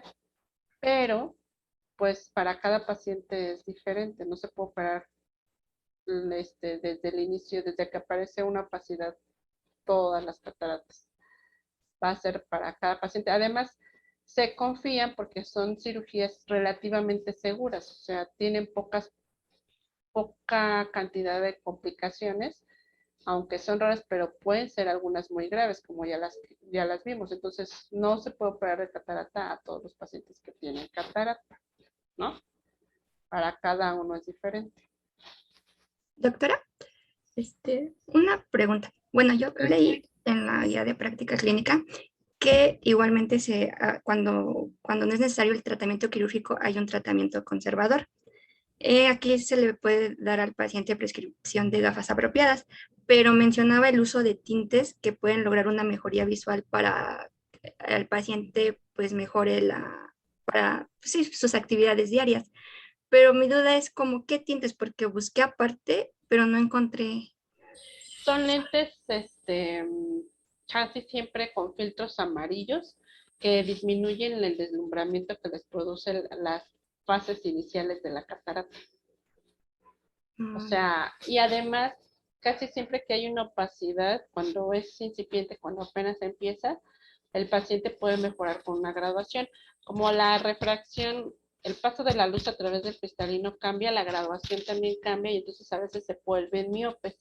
Entonces, cuando empieza la catarata se puede hacer una graduación que le puede durar unos 5 años a lo mejor y con la cual puede mejorar, se puede decir que hasta un 50-60% de lo que en ese momento ya perdió. Y entonces se retrasa el momento de requerir la cirugía porque mientras con lentes mejore, todavía puede realizar sus actividades normales. A eso se refiere.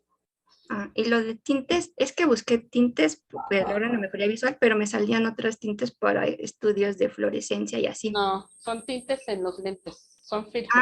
Ya. Son coloraciones diferentes que se usan en los anteojos. Ya. Es que se Por eso te decía que son amarillos los que se los más. utilizan. Porque la catarata, acuérdense que dentro de los síntomas que mencionaron, produce deslumbramiento en algunos pacientes. Entonces, usando estos filtros disminuimos la cantidad de reflejos y de deslumbramiento en un paciente con catarata incipiente. Ok. Gracias, doctora. De nada, chicos. Pues, ¿nos quedan qué? Casi 10 minutos nada más. Doctora. Sí. Una pregunta. Sí, Valeria. Bueno, creo que igual es un poquito más personal. ¿Usted siendo oftalmóloga, ha realizado este tipo de cirugía o algo así? Sí, de hecho, ahí en la unidad donde estamos, es una unidad quirúrgica y era lo que principalmente hacíamos hasta el año 2017, o sea, hace casi 4 años, porque hubo una modificación en el sistema, en el instituto, en el que normalmente el paciente tenía que comprar el lente intraocular, porque el instituto no se lo daba. O sea, el instituto absorbía el costo de la cirugía, pero no les costeaba el lente intraocular. Entonces, el paciente tenía que comprarlo y nosotros se lo poníamos, por así decirlo. Y ahí en la UMA, donde es nuestra sede, como era quirúrgico, era lo que principalmente hacíamos: cirugía de catarata, pterigión, chalación. Y solo que no tenemos facoemulsificador, porque el facoemulsificador, bueno, tendrá más o menos, yo calculo, como unos 25, 20 años que empezó, y cuando ya se hizo mucho más común fue hace apenas 10 años la facoemulsificación. Yo opero con la cirugía que se llama tradicional, que ahorita no la vimos, que es extracapsular, se llama la cirugía. Y la cirugía se hace una incisión más grande para poder sacar el íntegro, el cristalino, o al menos en fragmentos más grandes. Se utiliza también un sistema de irrigación, aspiración manual, no por ultrasonido. Y la diferencia es eso, que la incisión es más grande, por lo tanto la cicatrización y la recuperación de la visión final es más retrasada. O sea, por ejemplo, la cicatrización en este tipo de cirugías, que eran antes las más frecuentes, las tradicionales, por así decirlo, se tardan como 2 o 3 meses en cicatrizar y en que el paciente obtenga la agudeza visual final. En cambio, en estos pacientes, en esta técnica de facomulsificación, en un mes se desinflaman y se obtiene la agudeza visual, pero a la semana pueden estar viendo casi el resultado final de la cirugía. Es una recuperación más rápida porque son incisiones más pequeñas, porque el facoemulsificador es tiene un diámetro de más o menos, tenemos que hacer una incisión como de 2-3 milímetros en la córnea para poder reintroducir. Y con la técnica tradicional, pues es una incisión como de 1/3 de la periferia de la córnea, más o menos como de 7-8 milímetros. Esa es la diferencia. Y bueno, entonces, como cambió esto, ahorita actualmente no estamos haciendo cirugías de catarata ahí en la unidad, porque se las desplazaron a hospitales que les entregan el lente intraocular a los pacientes. O sea, actualmente ya no hacemos cirugías de catarata en la unidad, porque se concentran en unidades que les otorgan el lente, ya el paciente ya no lo tiene que comprar. Entonces es beneficio para el paciente, pero pues para algunos hospitales, muchos hospitales nos quedamos sin operar catarata. Pero sí, muchos años ahí operamos catarata. Doctora, pongo la clasificación de los logs. Es que no entendí muy bien cómo lo valoran. Ajá, ponla. Ahí voy. Doctora, en lo que lo pone mi compañera, ¿qué precio tiene el lente intraocular? Son de costos variables. Actualmente yo no tengo consulta privada, pero más o menos calculo que cueste como entre unos 3,000, más o menos 5,000, ¿no? A nivel privado. Ok, doctora, gracias. Disculpe, doctora, una cosa más. Sí, Luis Manuel. ¿Cuál es el tiempo de vida útil del lente intraocular? Están diseñados para que perduren muchos años, o sea, de 30 a 40 años sin degenerarse, sin opacificarse. Los que actualmente se usan. Y hay de dos tipos, ¿no? Había leído, el monofocal y polifocal. Así es. Actualmente ya hay más proliferación de lentes multifocal. Antes eran como experimentales porque el lente que normalmente se ponía solo servía para ver de lejos y entonces el paciente posoperado de catarata tenía que usar lentes para ver de cerca. O sea, volvía a ver normal muy bien de lejos, pero la función del cristalino, que es enfocar de cerca, no se podía imitar aún. Y ahora los lentes que se ponen pues tienen varios como centros de aumento dentro del mismo lente y se ha logrado en algunos pacientes que logren tanto el enfoque de lejos como de cerca con este desarrollo de nuevos lentes. Sin embargo, en México todavía no son tan frecuentes porque se desarrollaron de muchos tipos y no hay como uno solo como que ahorita sea como el estándar de que sea el mejor lente intraocular, no, sino que es por eso, porque ha dado resultados irregulares o diferentes en muchos pacientes, no se usa tan comúnmente, pero sí existen, sí se aplican estos lentes así como los veíamos y entonces un paciente puede ver tanto de lejos como de cerca. Ok, gracias, doctora. Ujú. Y entonces vamos a ver esta clasificación a 6 minutos de que se acabe la clase. Se fijan el primer renglón o fila, habla está clasificado en 3 tipos. Vamos a decir qué tan opacificado está el núcleo, qué tan opacificado es el segundo renglón, que está la corteza, y qué tan opacificado está la cápsula posterior, o sea, la opacidad subcapsular posterior por detrás de la cápsula posterior, porque son las diferentes zonas donde más frecuentemente se opacifica el cristalino. Entonces puede ser tan variable una catarata que tenga opacidad cortical en un lado, por ejemplo, en el renglón del medio que sea una C3 que tenga una opacidad cortical mínima. Es que aquí no se ve muy bien, pero lo café es la opacidad cortical. Si se fijan en el C1, en el del medio, el cristalino está como no opacificado. Luego empieza a hacerse un poco más oscuro, pero ya empieza una opacidad negra en la parte inferior, en el C3.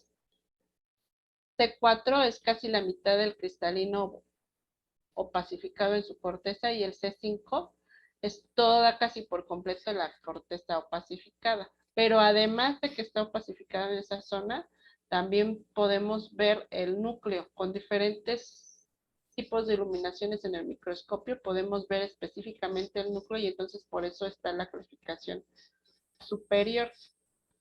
Sobre todo en las etapas iniciales podríamos tener una catarata, le podemos poner N01, N02, que es la segunda imagen, que el núcleo esté un poco opacificado y que además veamos C3, es decir, que la corteza en una de las orillas esté opacificada y además también tenga opacificada la cápsula posterior. Estas son imágenes que se obtienen cuando hacemos una iluminación, el C y el P, como que mandamos unas de luz al fondo del ojo y nos regresa el fondo, el reflejo de fondo como el que dijimos que se obtiene con la oftalmoscopía, y entonces por eso se ve en negro la parte opacificada. Pero o sea, les pedí a sus compañeros que la pusieran porque es la que nosotros normalmente ponemos en las notas y ponemos logs N1, C1, P1, quiere decir que es una catarata que apenas es incipiente y que tiene muy poquita opacidad. Y si ponemos ponemos catarata con logs N6, C5, P5, quiere decir que es una catarata hipermadura y que ya está opacificada en todas sus zonas. No para que se la graben, no para que la usen, o sea, como para que se la tengan que saber, pero sí para que sepan cuando vean una nota de oftalmología a qué se están refiriendo. El LOX es una clasificación de catarata que nos sirve para ubicar en dónde está la opacidad y pues si requiere tratamiento quirúrgico o no. Ya tengo sus calificaciones de las maquetas. Me faltan los exámenes. Yo creo que ahora sí, mañana, a más tardar mañana, se las mando para que también les mande la tarea y todo lo que vamos a seguir evaluando de este segundo parcial, chicos. Y lo más probable es que nos quedemos con la calificación principal, sea con las participaciones y los cuestionarios y las tareas. Si acaso haré otro examen, pero no vamos a hacer representación de maquetas, así que tienen que estar estudiando cada clase. Se dieron cuenta de su evolución, yo creo, en esta clase, ¿no? Todos participaron y todos sabían los temas que les preguntaba. ¿No, Luis Manuel? Entonces, pues de eso se trata, de que hagan su apunte de cada tema, de que sepan lo más relevante de cada tema, ya les di los subtemas, y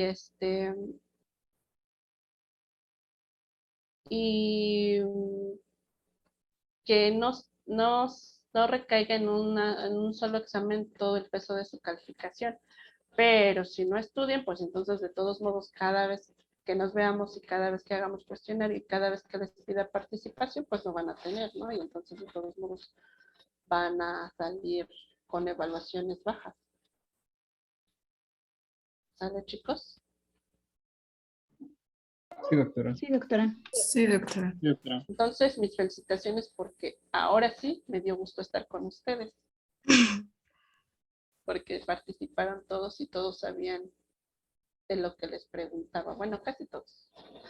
Pero pues este es el chiste, o sea, que vayan sumando el conocimiento de los temas que vamos viendo y como les dije, los primeros que estamos viendo son los prioritarios porque son los que no pueden dejar de saber. No pueden dejar de saber qué es una retinopatía diabética, no pueden dejar de saber con qué se trata una retinopatía diabética, no pueden dejar de saber qué es una catarata y cómo se vería a simple vista en un paciente y qué se le tiene que hacer y cuándo es el momento de operarse. Y así, ¿no? Entonces, los temas están acomodados de acuerdo a la prioridad, a la frecuencia con la que se ven, a la importancia. Y también, a la importancia de, pues, a nivel nacional de qué tan frecuentes se presentan, ¿no? Pero también del conocimiento básico que deberían tener como médicos generales. ¿Vale? Sí, doctora. Sí, Ya doctora. son 6:59. Y entonces nos falta ver glaucoma la siguiente clase. ¿Sale? Sí, doctora. Sí. Les mando subtemas, calificaciones por la plataforma. Y también me pueden mandar reclamaciones y dudas a mi WhatsApp personal. Nada más deje que termine de evaluar. Y entonces entonces sí van a venir las reclamaciones. Pero salieron bien en general. La maqueta, como la mayoría la hicieron completa, para salir bien. Pero no lo es todo. ¿Vale? Sí, doctora. Está muy Sí, bien. doctora. Mucho que Muchas descansen. gracias. Gracias. Gracias, igualmente. Hasta igualmente. luego, gracias.